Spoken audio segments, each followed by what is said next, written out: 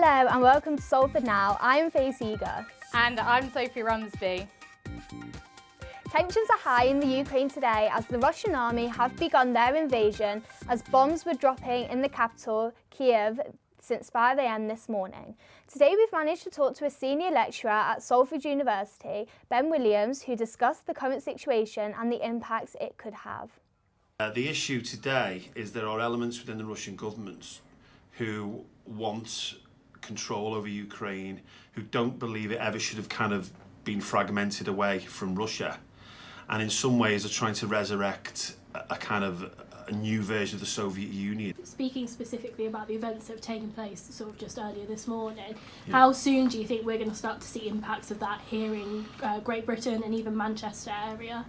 I mean, obviously we are quite remote in many ways because we are, you know, 6,000 miles away. But obviously, I mean, there's Ukrainian people, obviously, who live. There was something on the news last night. There's Ukrainian communities. There'll be people here who've got relatives out there who obviously are going to be affected by it. I mean, there'll probably be issues to do with finance. There's talk about banking issues with Russian money being maybe affected. That could have knock-on effects in things we buy. They talk about issues to do with prices of fuel and petrol and all the kind of resources. We've also been told that Russia has been known to sort of engage in cyber warfare, and if we kind of appear, this country appears to be against Russia, I suppose we become a target for various threats. We are traditionally an ally of the USA. We are part of NATO, who appear to be the target of this move by Russia. Ukraine has been coming closer to NATO in the West in recent years, so it's not surprising that Boris Johnson's done all this because it's consistent with Britain's kind of traditional position in international affairs. With the ever-increasing price of food, many people in Salford are struggling to afford the supermarket prices. A local charity in Salford has tried to provide an affordable alternative for families who are struggling to put meals on the table. I went to find out more. Food campaigner Jack Monroe gives warning over the stark increase of basic food items. Over the past year, pasta went from 29 pence for 500 grams to 70 pence, and bread increased from 45 pence to 58 pence. So the charity Emirates opened Lucy's Pantry in order to provide a sustainable and affordable source of food for the Salford community. It's a membership form, so it is for customers that are struggling for food poverty, rather, usually universal credit. However, we've never turned anybody away because you could be in full-time employment these days and still finding it difficult to afford your weekly shopping, especially with a family. So, you know, we very much look to support the community as much as we possibly can.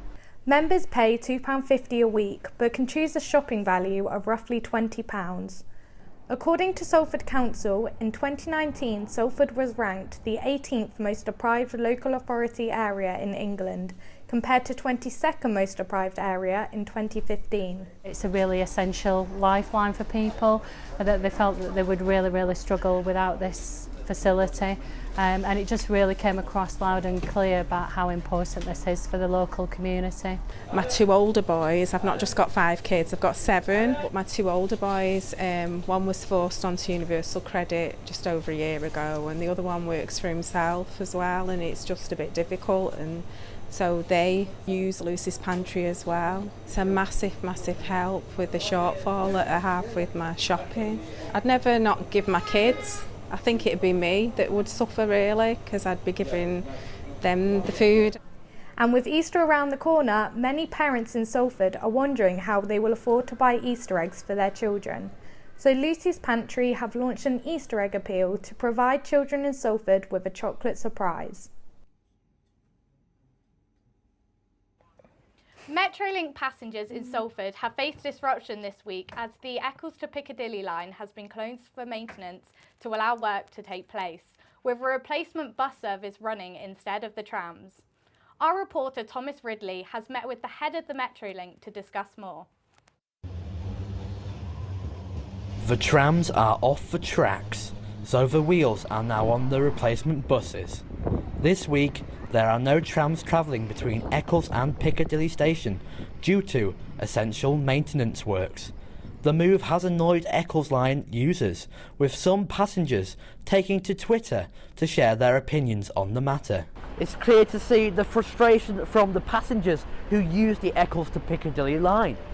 The head of Metrolink, Danny Vaughan, told us why this decision was made. This is actually the second year of quite an intense programme of track renewal that we need to do on the Eccles line.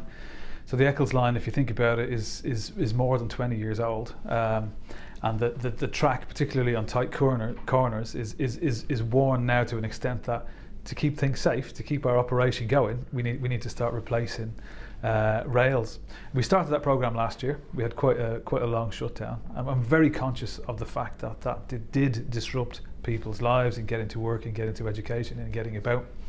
But actually we need to do the work so we can continue to do that for another 20 years. It's worth noting that later in the year we need to do more. So this week we're replacing around 200 metres of rail. Later in the year we probably need to do another 1,000. So, but it's further on the Eccles line, so we'll at least keep a service going to the Salford Quays area. We intend to keep running to Media City throughout the summer works and throughout the Easter works that we have planned. The works will be continuing over the Easter period and over summer, so passengers will have to prepare to see signs like this in months to come. Thomas Ridley, Salford Now. Now, with a bit of luck, this may well be the last piece of COVID coverage we ever bring you. For better or for worse, all domestic coronavirus restrictions have officially been lifted, abolishing the requirement to self-isolate should you test positive with the virus. But what does this mean for you and me? Lydia Horting joins us now with the latest. So, Lydia, what are the changes in restrictions starting from today? So, like you mentioned, in England, all remaining legal restrictions have been removed, including the lawful obligation to self-isolate if COVID positive or in close contact with someone who has the virus. Face coverings are no longer mandatory anywhere. This is called the Living with COVID plan. And in light of these changes, what are the COVID figures looking like in the UK? So the latest daily COVID data shows 39,656 positive cases in the UK and 164 deaths within 28 days of a positive test. 91.4% of the population aged 12 plus have had at least one dose of the vaccination. And will there be any changes happening within the next few months? Yes, there will be. From the 1st of April, PCR and lateral flow COVID tests will no longer be free for most people, and COVID passports will only be recommended for international travel. And so how have people reacted to the new changes? Have they been supportive of it or not? I think there's been mixed reactions. I think the public's overall reaction will show over the coming weeks and months as the repercussions and the overall impact of these changes starts to show. Thank you so much, Lydia. That's perfect. So thank you. That is all from us today. Join us next week on Salford Now. Goodbye.